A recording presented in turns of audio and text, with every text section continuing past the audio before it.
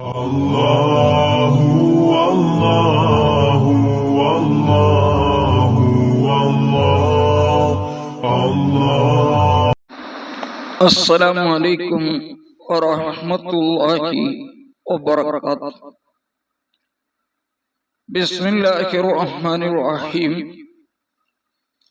പ്രവാചകർ സല്ലല്ലാഹു അലൈഹി വസല്ലം തങ്ങളുടെ ഹദീസിലൂടെ ദിവസവും ഓരോ അറിവുകൾ നേടുക എന്നതാണ് ഈ ചാനലിലുള്ള ഈ വിഷയത്തിലൂടെ ഉദ്ദേശിക്കപ്പെടുന്നത്.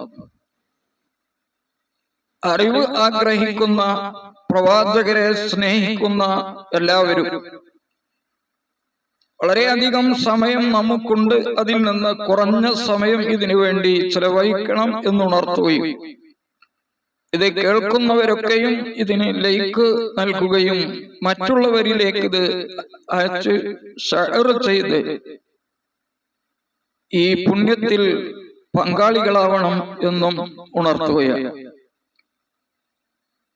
ബഹുമാനപ്പെട്ട അബൂ ഹുറൈറ റളിയല്ലാഹു അൻഹു നിവേദനം ചെയ്യുന്ന ഒരു ഹദീസാണ് ഇന്ന് വിശദീകരിക്കുന്നത്.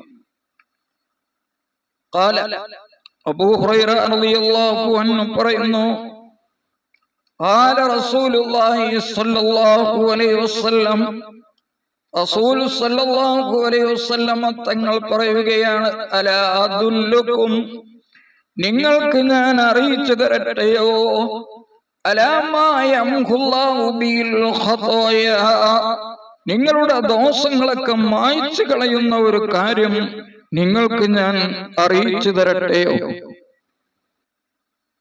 വയർഫഉ ബിദ്ദറജാത്ത്, ആ കാര്യം നിങ്ങൾ ചെയ്താൽ നിങ്ങളുടെ പദവികളെ അല്ലാഹു ഉയർത്തും. അങ്ങനെയുള്ള ഒരു കാര്യം. ഖാലൂ, സഹാബാക്കൾ പറഞ്ഞു, ബലാ യാ റസൂലല്ലാഹ്, അതെ അല്ലാഹുവിന്റെ റസൂലേ, അറിയിച്ചു തരുക. ഖാല നബി സല്ലല്ലാഹു അലൈഹി വസല്ലം തങ്ങൾ പറഞ്ഞു, ഇസ്ബാഉൽ ഉളൂഹി അലൽ മകാരിഹ്, ഉളൂ എടുക്കാൻ വെറുപ്പുള്ള സമയത്ത് ഉളൂവിനെ പൂർണ്ണമായ നിലക്ക് സുന്നത്തുകളൊക്കെ പാലിച്ച് ഉളൂ ചെയ്യുക. അതിശക്തിയായ തണുപ്പ് കൊണ്ട് ഉളൂ ചെയ്യാൻ പ്രയാസമുണ്ട്, അല്ലെങ്കിൽ അവന്റെ നഫ്സിന്റെ കാരണം കൊണ്ട് അവനെ ഇപ്പോൾ ഉളൂ പൂർണ്ണമായി എടുക്കാൻ വെറുപ്പുണ്ട്, അപ്പോ അവന് പൂർണ്ണമായ നിലക്ക് ഉളൂ ചെയ്യുക. അതാണ് ഒന്നാമത്തെ കാര്യം.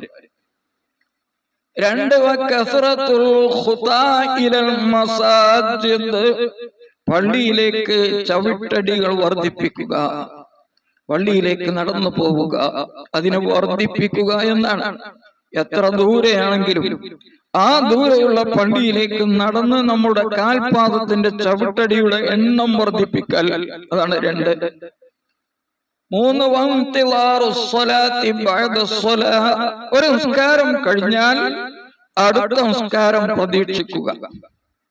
ഈ പറഞ്ഞതിന്റെ അർത്ഥം പള്ളിയിൽ തന്നെ നിസ്കാരവുമായിട്ട് ഇങ്ങനെ കാത്തിരിക്കുമെന്ന് കഴിഞ്ഞാൽ ഇനി അടുത്ത സമയമാവട്ടെ എന്ന് കരുതി എന്നല്ല. അതേ സമയത്ത് നമ്മുടെ മനസ്സ് ഈ ചിന്തയിലായിരിക്കണം എന്നാണ്. ഇപ്പൊ നിസ്കാരം കഴിഞ്ഞു, അടുത്ത ജമാഅത്തിന് ഇൻഷാ അല്ലാഹ് പങ്കെടുക്കണം എന്ന മനസ്സോടുകൂടെ തിരിച്ചു പോവുക. അതിന്റെ സമയമാകുന്നത് അപ്പോഴാണ് നമുക്ക് ഓർമ്മയുണ്ടാവുക.